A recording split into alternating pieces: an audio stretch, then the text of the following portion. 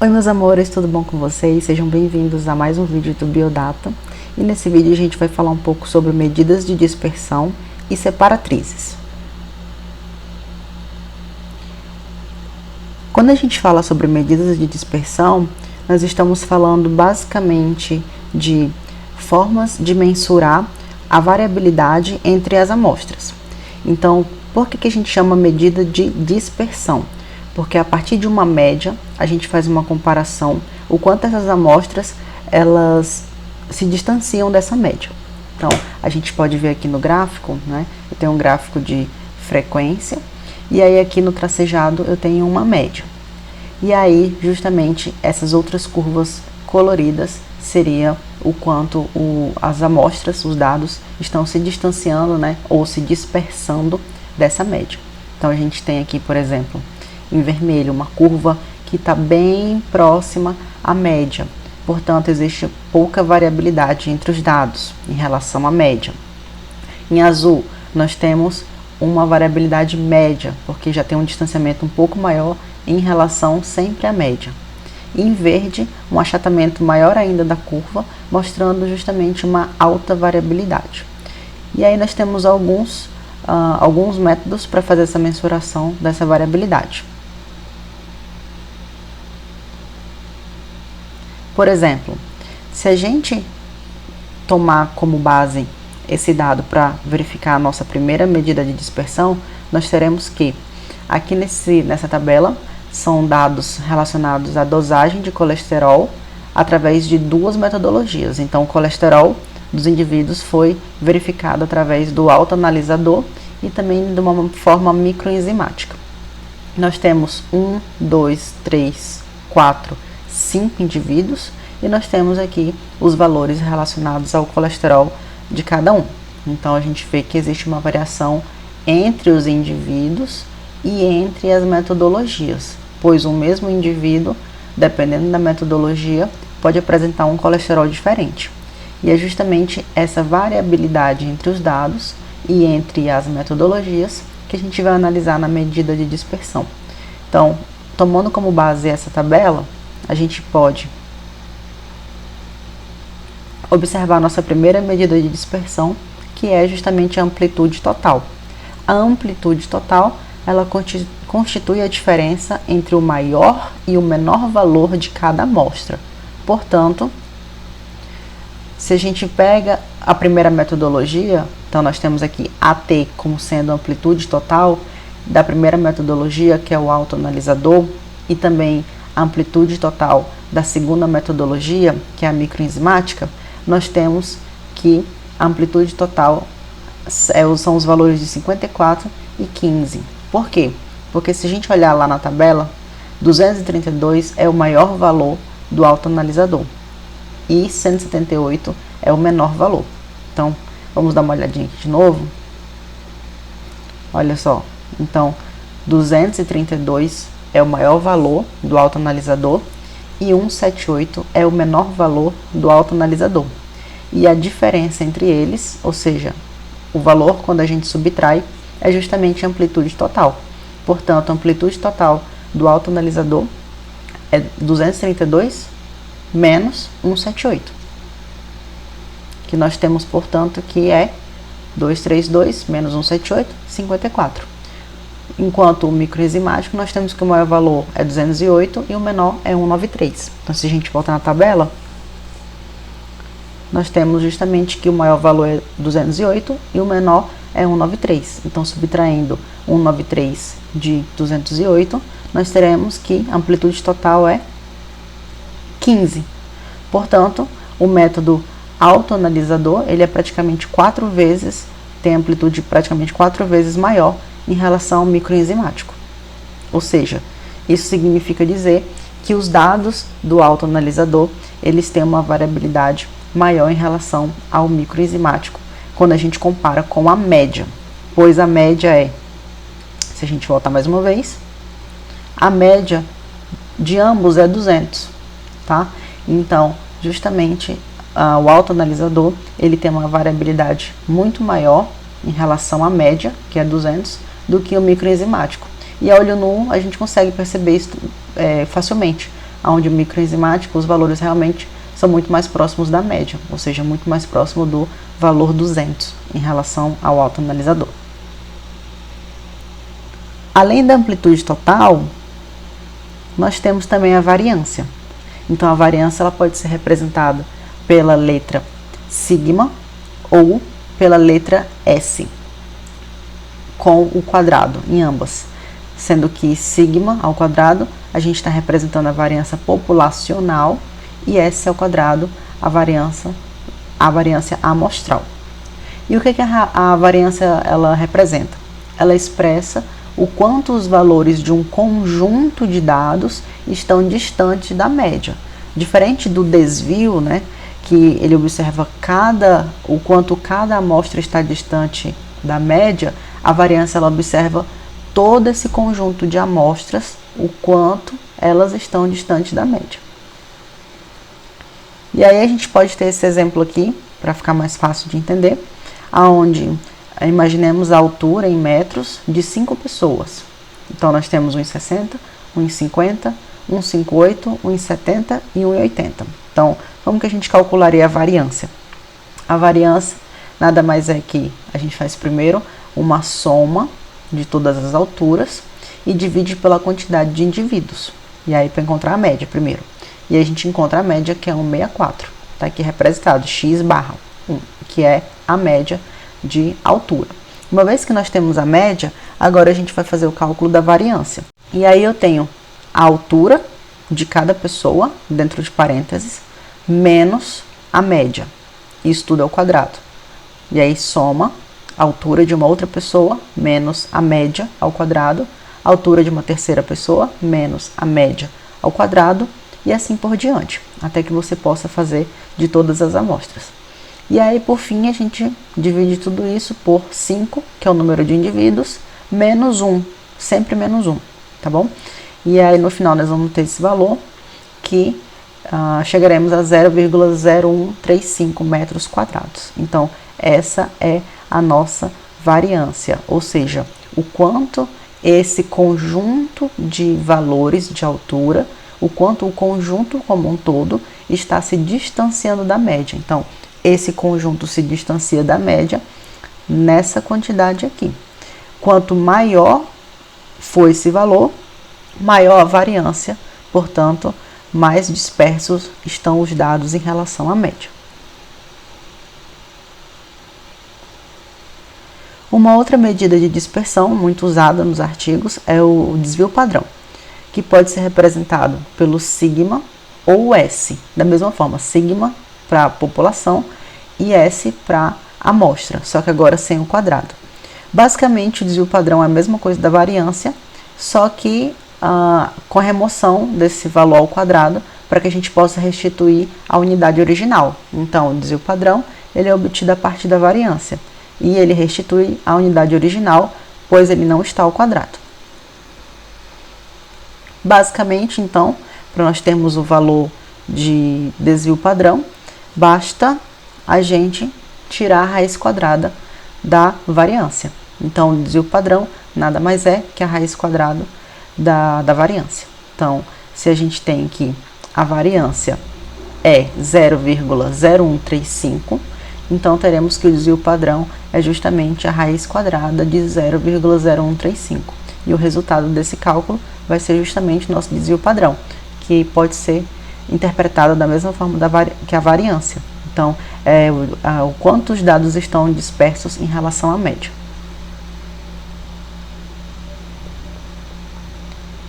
Também temos uma outra medida de dispersão chamada desvio médio, que nada mais é que a média dos desvios. Então, tomemos um exemplo aqui em relação a taxas de glicose. Então, nós temos paciente A, B, C, D. 4 pacientes com diferentes taxas de glicose. Então, como é que a gente vai encontrar o desvio médio? É um cálculo também relativamente simples e rápido de encontrar, fazer.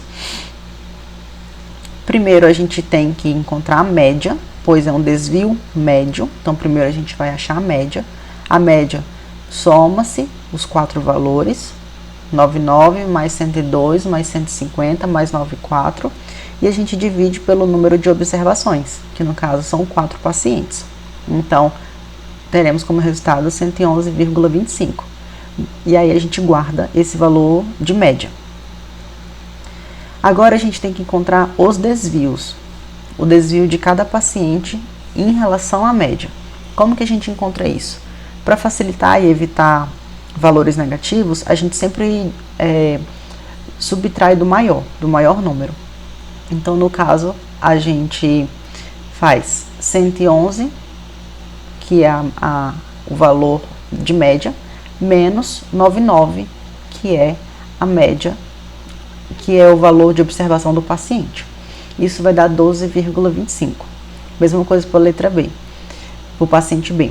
E aí 111,25 menos 102, 9,25. Aqui nesse caso a gente subtrai 150 menos 111,25, 38,75. E aí por fim, paciente D, a gente faz 111,25 menos 94 e vamos ter 17,25. Então esses são os desvios de cada paciente. Agora a gente precisa fazer uma média desses desvios. O desvio médio, portanto, agora segue como sendo uma média comum.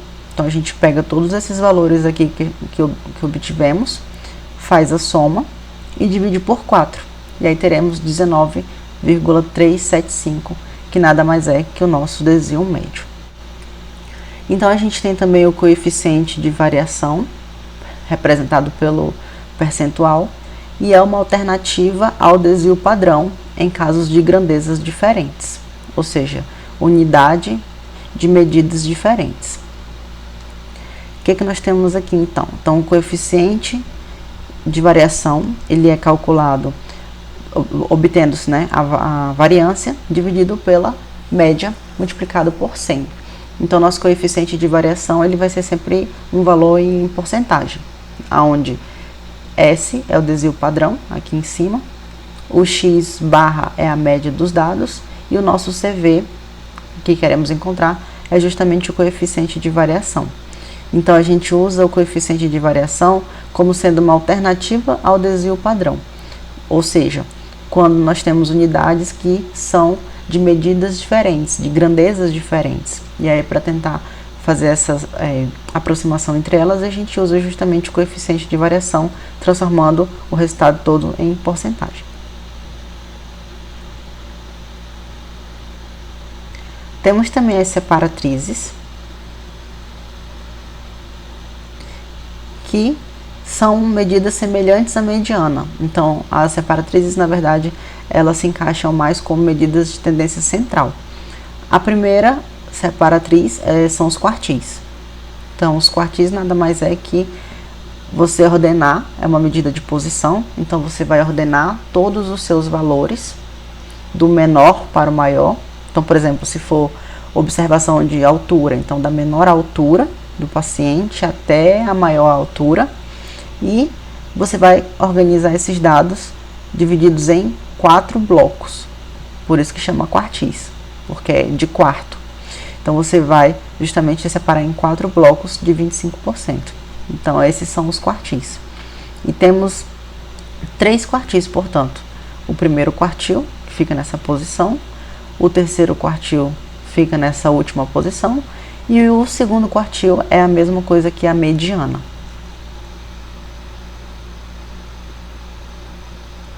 Temos também o decil. O decil, ele faz uma divisão em 10 partes.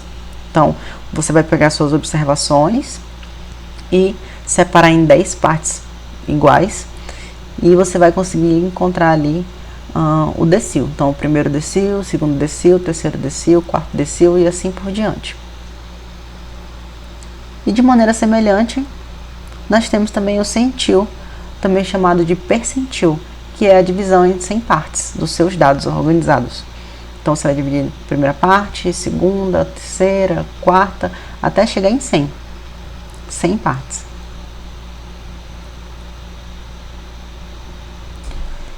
Um pouco da aplicação agora dessas medidas, a gente pode ver em alguns artigos.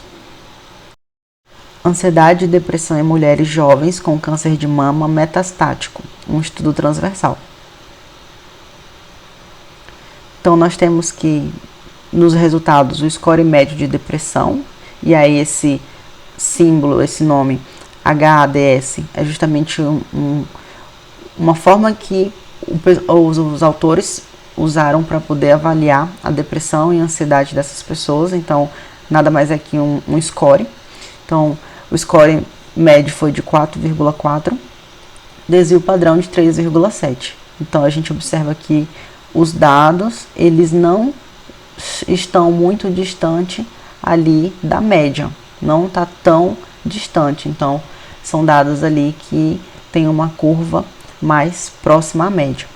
E o score médio de ansiedade foi 7,9 e o desvio padrão 5. Então, aqui a gente observa que os dados estão um pouco mais dispersos. 11 mulheres pontuaram mais que 8 na subtabela. E o limiar sugerido para triagem de depressão e ansiedade, 24, sendo 44% mulheres, pontuaram mais que 8 na subescala de ansiedade. E aí ele mostra mais alguns valores aqui embaixo, como odds ratio, que a gente vai ver em outra aula, e o p-valor, extremamente significativo, 0,005, onde normalmente o p-valor a gente considera como sendo significativo, pelo menos como 0,05.